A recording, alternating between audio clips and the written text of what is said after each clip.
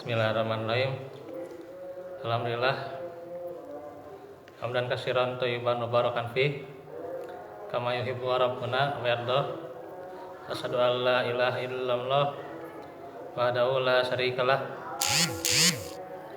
wa asyhadu anna Muhammadan abduhu wa rasuluh allazi la nabiyya ba'da.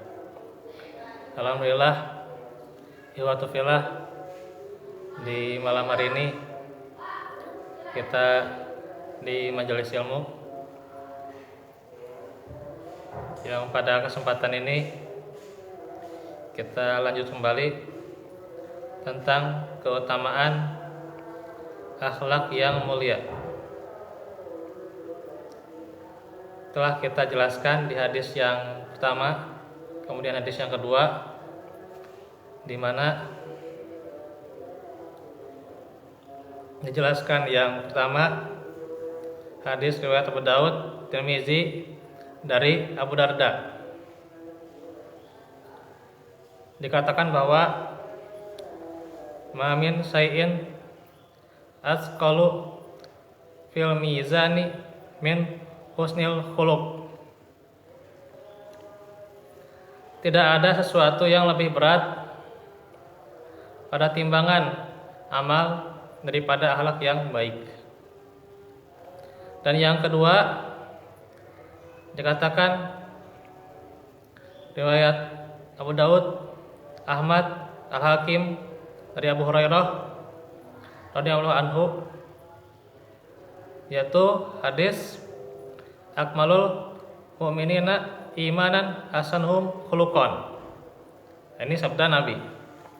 Orang mukmin yang paling sempurna imannya adalah yang paling baik dari mereka akhlaknya.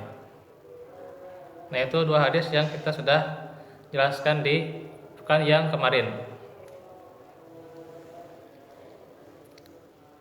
Selanjutnya hadis riwayat Tirmizi, Ibnu Majah, Ahmad dari Abu Hurairah juga. Dalam sebuah riwayat diceritakan su'ila Rasulullah sallallahu alaihi wasallam, Rasulullah pernah ditanya tentang urusan yang paling banyak an aksarima yudkhalun nasa al jannah, yaitu tentang urusan yang paling banyak memasukkan seseorang ke surga. Lalu beliau menjawab, ya, faqala taqwamullahi wa husnul khuluq. Jawaban beliau adalah takwa kepada Allah dan akhlak yang mulia, akhlak yang baik. Wasu'ila an aksari ma yudhilun nasa annar faqala al-famu wal farju. Dan beliau juga ditanya tentang urusan yang paling banyak memasukkan orang ke neraka. Lalu beliau menjawab, yaitu mulut dan kemaluan. Jadi bagaimana takwa dan juga akhlak yang mulia itu menjadi nilai seseorang, wasilah seseorang untuk menuju surga Allah Subhanahu wa taala. Tentunya di mana ada orang yang akan masuk surga melalui takwanya dan juga akhlaknya yang mulia.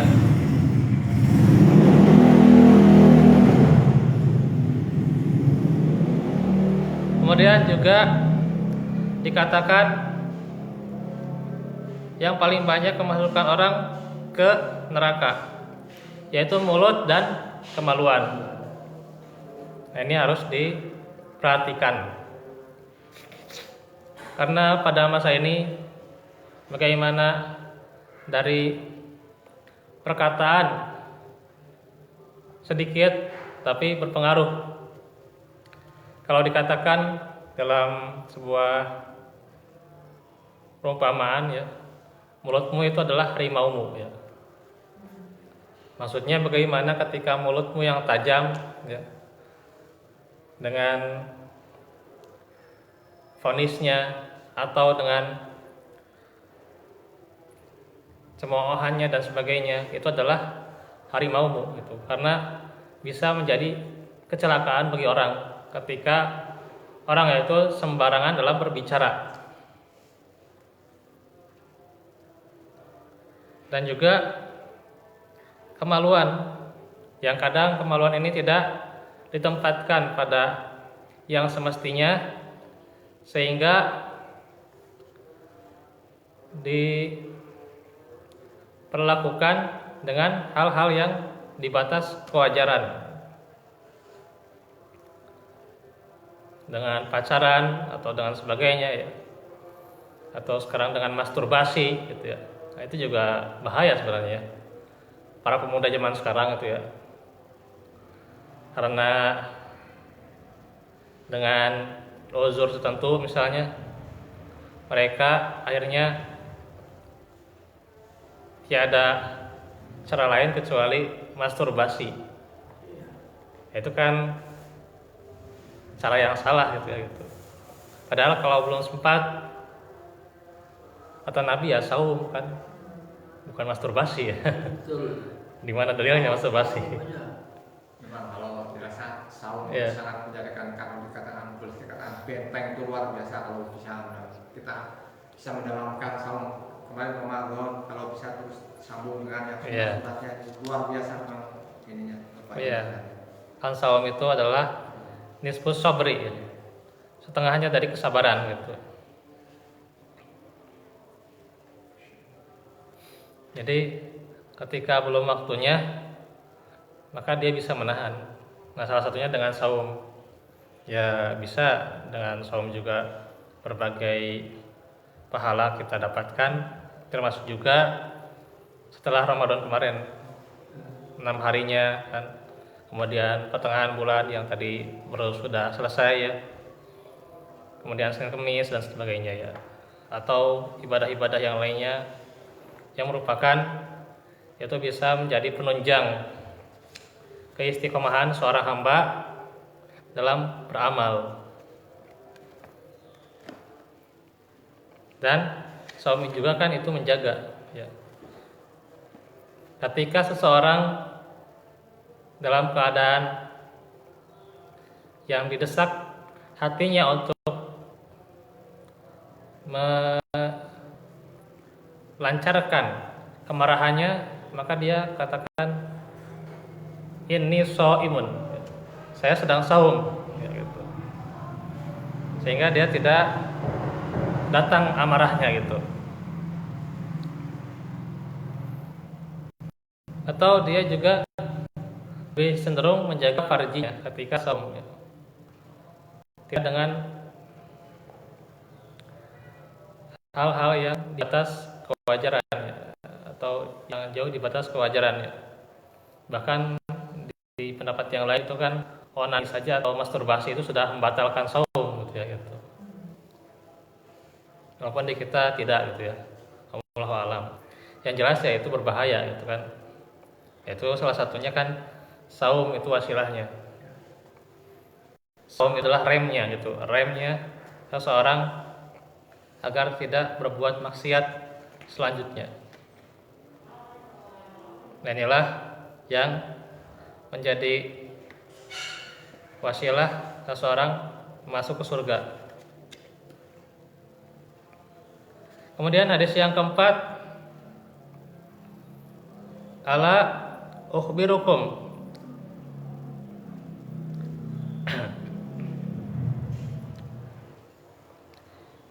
bi ahabbikum ilayya wa aqrabikum minni majlisan yaumal qiyamah.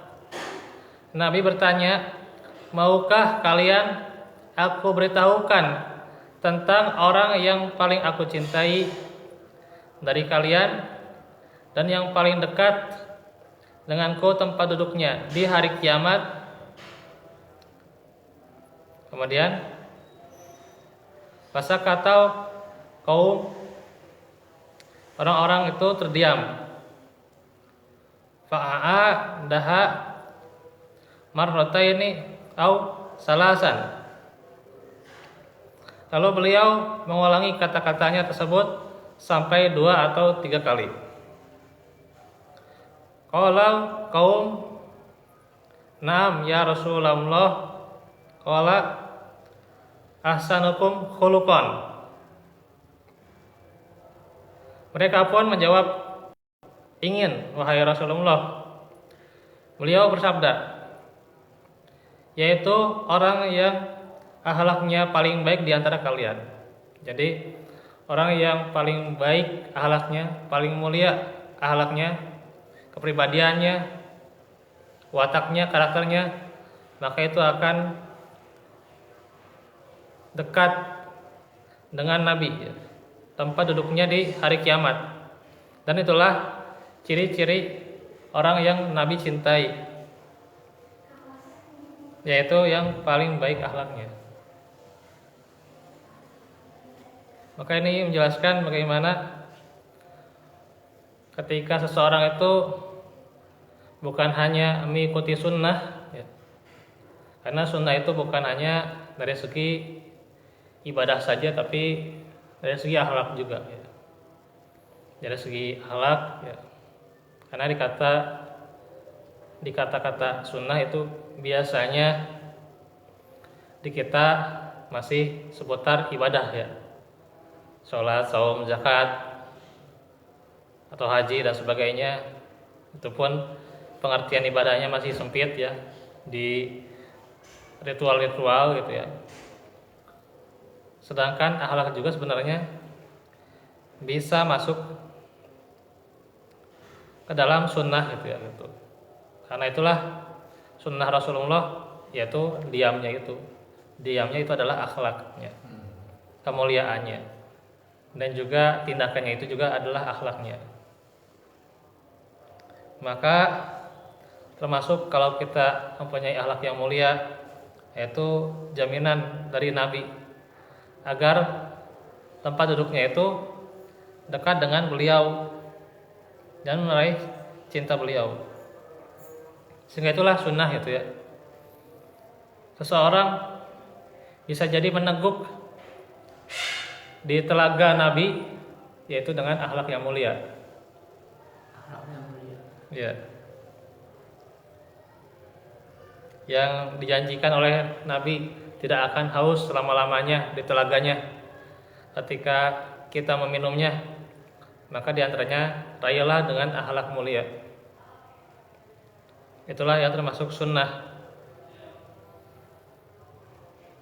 Riwayat Ahmad Al-Bukhari dalam Adabul Mufrad, ya, kitab Adabul Mufrad, dari sahabat Abdullah bin Amr bin Al-As radhiyallahu anhu.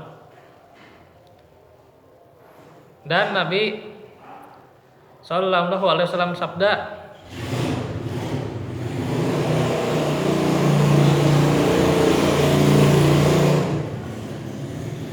tentang jaminannya di riwayat Abu Dawud At-Tabrani dalam Mu'jamul Kabir dari sahabat Abu Umamah radhiyallahu anhu. Ana zaimun baitin fi rogodil atau robadil, ya, fi robadil jannah liman tarakal miro'a wa in kana muhiqqan wa bi baitin fi wasatil jannati liman tarakal kadhiba wa in kana ma zihan wa bi baitin fi a'la wa jannah liman hasana khuluquhu. Aku menjamin rumah di tepi surga bagi orang yang meninggalkan perdebatan, walaupun keadaannya dia benar, ya. Jadi ketika meninggalkan perdebatan, ya, walaupun dia keadaannya benar, ya, maka itu ada jaminan rumah di tepi surga. Kemudian aku juga menjamin rumah di tengah surga bagi orang yang meninggalkan dusta walaupun keadaannya bergurau. Nah, ini berat lagi ya. Karena biasanya orang bergurau tapi biasanya juga diselipkan dusta-dusta. Ada kedustaan ya. Iya. Bisa tanpa kita sadari. Walaupun itu bergurau gitu ya gitu. Ya. Tanpa kita sadari saking karena iyanan ya itulah. Karena ingin lawak gitu. Nah, terlepas dari Iya. ucapan yang tidak tahu kita sadari padahal itu sudah di luar batas. Dan aku juga menjamin rumah di surga yang paling tinggi bagi orang yang berakhlak baik. Nah, ini yang lebih tinggi lagi. Ketika orang itu punya akhlak yang baik di surga yang paling tinggi, maka kalau kita ingin dapat atau masuk surga di akhlak yang atau di paling tingginya, maka kita harus berakhlak baik. Inilah yang akan membawa kita